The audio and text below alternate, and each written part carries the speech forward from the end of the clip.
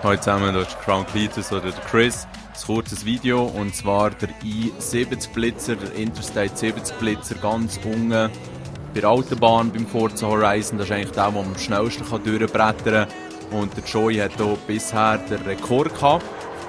Und gestern habe ich ein bisschen geübt und bin einige Mal hier hin und her gefahren und habe am Schluss sogar knacken.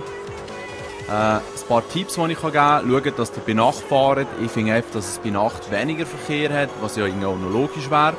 Und dann bin ich wirklich bis an die Grenze gegangen. In dem Sinne, ich habe das Lenkrad genommen, das ich ausgelehnt habe selber geschaltet, wie ihr hier merkt, Traktionskontrolle rausgenommen.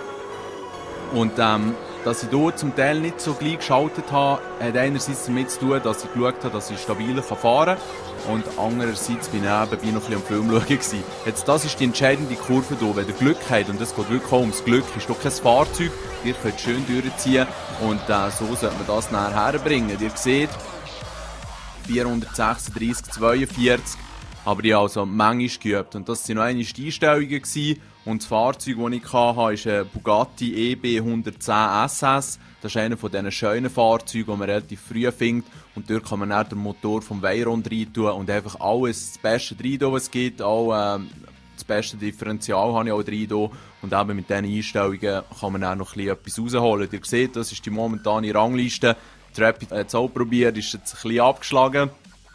Mal schauen, wie das weitergeht. Das ist ganz spannend. Ja, das wär's schon gewesen. Schön zusammen.